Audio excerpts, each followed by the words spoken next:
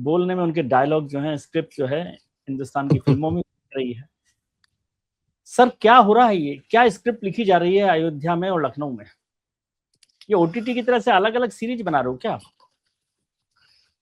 हाँ, मुझे लगता है सीजन पर सीजन आ रहा है उसका। सीजन पर सीजन आ रहा है। सीजन पर सीजन आ रहा है लगातार।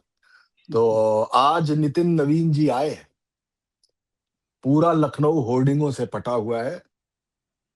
उनको क्रेन के जरिए 2 क्रेनों में माला फंसाकर उनको एक बहुत बहुत विशालकाय माला से उनका स्वागत किया गया। जी। एयरपोर्ट से लेकर पूरा लोहिया पथ और कितना भी निकल जाएंगे लखनऊ में, हर तरफ होर्डिंग होर्डिंग होर्डिंग होर्डिंग पटी हुई है। वो 2 दिन के प्रवास पर है और बीएल संतोष पहले ही आ चुके हैं। पहले ही मतलब आज सुबह आ चुके हैं, तो उनका बड़ा स्वागत हुआ। मैं भी इसका नजारा लेने गया, मैंने कहा देखा जाए क्या हुआ। तो मुझे एक होर्डिंग बड़ी शानदार लगी जी। उस होर्डिंग में, और बड़ी सुपर साइज होर्डिंग थी। उसमें लिखा हुआ था कि प्रभु श्री राम के अनुज श्री लखन जी की नगरी में नितिन नवीन जी का स्वागत है। क्या तो बात मुझे समझ में आया कि आज नितिन नवीन जी लखनऊ में पहली बार आए हैं, और लखनऊ में लखन की नगरी में बैठ के जब अयोध्या पर। बैठेंगे तो बात तो राम नगरी की भी होगी। और राम नगरी फिर से एक बार बहुत ही जबरदस्त गर्म है, बहुत ही चर्चा में है।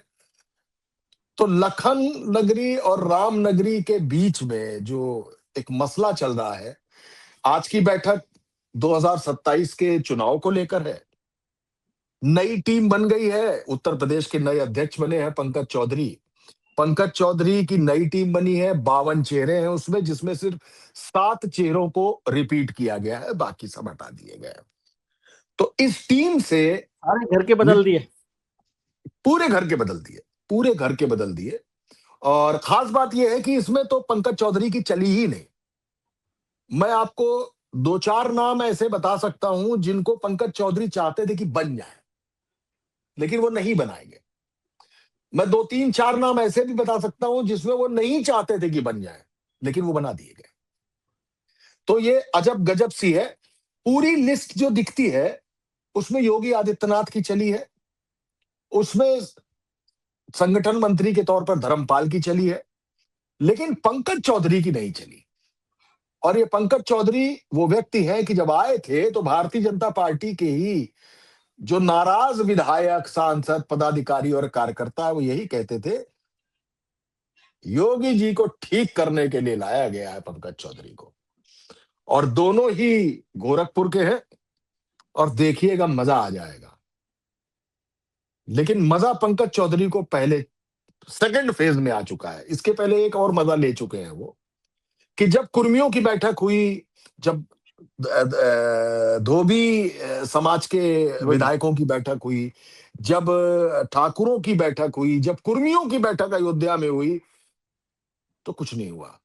लेकिन जब ब्राह्मणों की बैठक हुई, 46 में से 43 ब्राह्मण बैठ के सरकार के खिलाफ नाराजगी जताई और अपने खुद को उपेक्षित रखने की बात उठाई, तो पंकज चौधरी ने सबसे पहले उन्हीं को डपटा है, अब हम आ चुके हैं, अब पंकज चौधरी आ चुके हैं, और ब्राह्मणों बिल्कुल सुधर जाओ। आज के बाद कोई बैठक की तो पार्टी विरोधी गतिविधि मानी जाएगी। पंकज जानते जानते किसका पर्यायवाची है?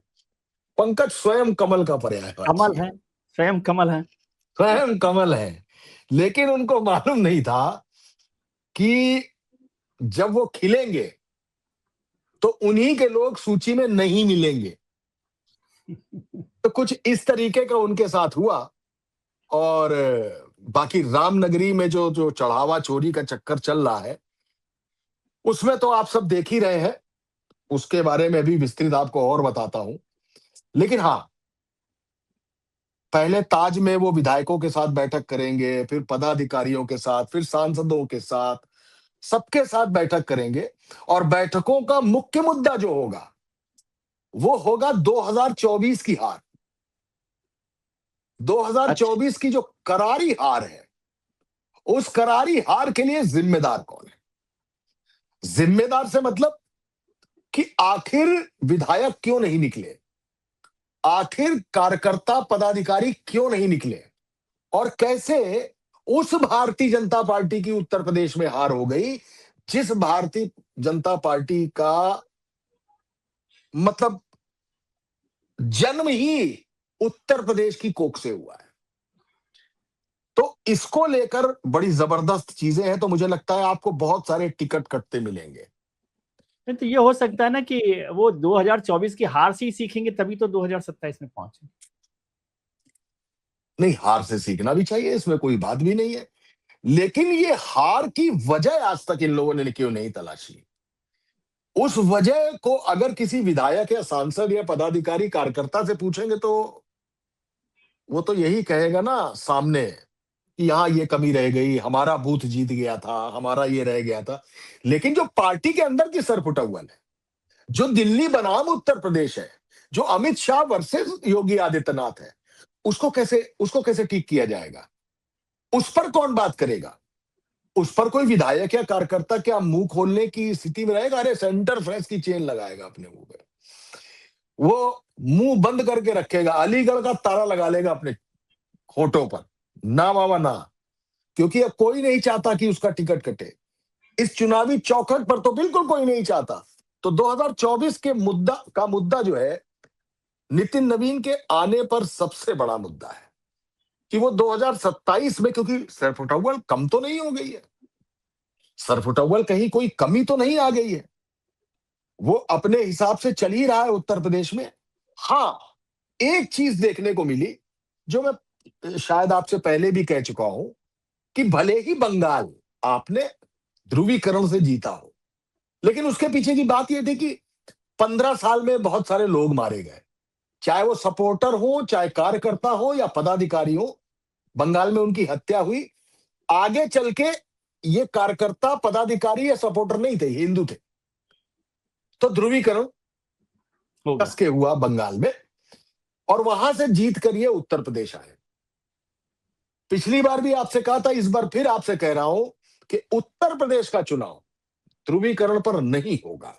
उत्तर प्रदेश का चुनाव जातिगत चुनाव होगा। यही वजह है यूजीसी की, यही वजह है जातिगत जनगणना की, यही वजह है कि जब इन्होंने योगी गवर्नमेंट का मंत्रिमंडल विस्तार किया, उसमें सबसे ज्यादा जगह पिछड़ों को दी गई, दलितों को दी गई, दो ब्राह्मण भी लाए गए।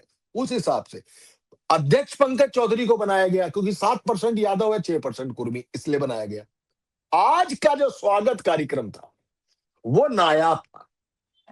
अलग अलग नायाब जाति के मंच बनाए गए, मैंने सुना। ओहो, ऐसा तो मैंने अपने 31-30 साल के करियर में नहीं देखा कि भाई स्वागत में जो चौराहे हैं, जो चौक है, जो नुक्कड़ है, जो गली है, उस सब पर लिखा है कि यहाँ राजभर समाज के लोग करेंगे, यहाँ कुर्मी समाज के लोग करेंगे, यहाँ जाटो समाज के लोग करेंगे, यहाँ निषाद करेंगे, यहाँ मौर्य करेंगे, यहाँ कुशवाहा करेंगे। स्वागत का जो जातिगत विकेंद्रीकरण था यहाँ पे, उसको देखकर तो बिल्कुल था। नहीं, ये आप हिंदुओं को बांटने की कोशिश तो नहीं कर रहे? नहीं, मैं आकलन कर रहा हूं, मैं एनालिसिस कर रहा हूं। मैं उनको क्यों बांटूंगा? बांटने का तो तमगा ही आपके पास है, आपके पास मतलब भारतीय जनता पार्टी के पास। बांटना तो आपके एजेंडे का हिस्सा है। उस एजेंडे के हिस्से में ही तो आप कहते हैं, जब नरेंद्र मोदी आते हैं उत्तर प्रदेश तो कहते हैं शमशान को बजट कम मिला, कब्रिस्तान को ज्यादा मिला। यहां पे योगी आदित्यनाथ ही तो कहते हैं कि बटोगे तो कटोगे। यहां पर योगी आदित्यनाथ ही तो कहते हैं कि बाबरी अब दोबारा नहीं बनेगी इस देश में, सड़क पर नमाज नहीं होने देंगे, उर्दू कठमुल्लों की भाषा है। तो ये तो सब योगी आदित्यनाथ कहते रहते हैं। तो बांटना इनके लिए ज्यादा खतरनाक है। जब तक ये इंटैक्ट है, ये हिंदू है, जब ये टूटेंगे तो अगड़े पिछड़े दलित होंगे। नहीं तो यही मैं समझना चाहता हूँ कि ये अलग अलग तरीके से अलग अलग चौक पर अलग अलग जातियों के स्वागत का क्या मायने है?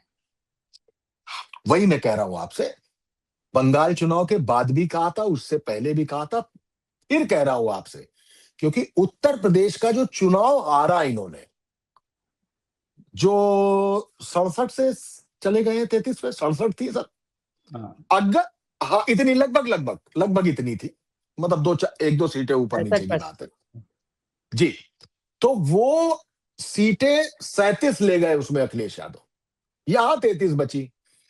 आप जरा गौर करिए कि अगर वही सीटें जो पिछले चुनाव में भारतीय जनता पार्टी को मिली थी, तो तीसरी सरकार, क्योंकि हर बार मोदी सरकार थी, पहली बार मोदी सरकार, दूसरी बार मोदी सरकार, इस बार एनडीए सरकार, इस बार नीतीश बाबू और चंद्रबाबू नायडू को लेके चलना पड़ा आपको। वो कैसे? वो ऐसे कि आपने नारा दिया आपकी बार 400 पार, लल्लू सिंह ने बयान दे दिया 400 पार होने दिए, संविधान बदल देंगे, मरमरी फैल गई, कीड़ा कुरेद गया, बोले ये तो संविधान में आरक्षण बदलने जा रहे हैं। उसके बाद वो जो आरक्षण बदलने का मुद्दा था, उसने उत्तर प्रदेश तो हराया ही हराया, अयोध्या भी छीन ली, जिसको ठीक चुनाव से पहले जिसका देवार्पण कर गए थे नरेंद्र मोदी, लेकिन वो चुनाव भी वो हार गए, अयोध्या भी हार गए। अब इसीलिए जातिगत जनगणना लाई, जो कि इनके एजेंडे में नहीं था, ये कांग्रेस का बेसिक एजेंडा था, अगर मैं गलत नहीं हूं तो। ठीक है। दूसरा यूजीसी लेके आए, एक बेवजह की छेड़छाड़ करके एक मुद्दा खड़ा किया, लेकिन उसके पीछे पिछड़े, दलित तो पहले थे उसमें, उसके पीछे पिछड़े, इनको समझ में आ चुका है कि पिछड़ों की राजनीति करनी होगी, दलितों को अपने साथ लाना होगा, और उत्तर प्रदेश में चुनाव किसी भी हालत में धर्म पे नहीं होगा, क्योंकि पिछला प्रैक्टिकल फेल हो चुका है, वो राम मंदिर के देवार्पण के बाद, प्राण प्रतिष्ठा के बाद। इसलिए जब कभी संगठन भी घोषित होता है या कोई पदाधिकारी घोषित होते हैं, उनमें उसके आगे जातियां लिखी होती है। हद तो तब हो गई जब स्वागत करने के लिए जो लिस्ट तैयार हुई, उसमें समाज के हिसाब से लिखा था कि इस जगह पे इस 300 मीटर के बाद मौर्य समाज, कुशवाहा समाज, सैनी माली करेंगे, यहाँ पे निषाद करेंगे, उधर मल्लाह करेंगे, इधर पाल करेंगे। वो पूरी तरीके से सूची जातिगत तौर पर तैयार थी, जो आश्चर्य भी था और इस बात को प्रूफ करने के लिए भी काफी है कि आपका मंत्रिमंडल विस्तार, आपका अध्यक्ष का बनाना, आपके स्वागत की लिस्ट, सब कुछ संगठन तो इसको ऐसा क्यों नहीं माने मैं दिल्ली में बैठ के कि भाई इसका मतलब हुआ कि नितिन नवीन साहब के लिए या भारतीय जनता पार्टी के लिए सब समाज के लोग जुट गए, उनके लिए जुट गए। ये तो जुटाए जा रहे हैं, ये जुटे कहां है? जुटे होते तो लोग घर घर से निकल आए होते। मेरा मानना ये है, मैं आपको एक छोटा सा उदाहरण देता हूं।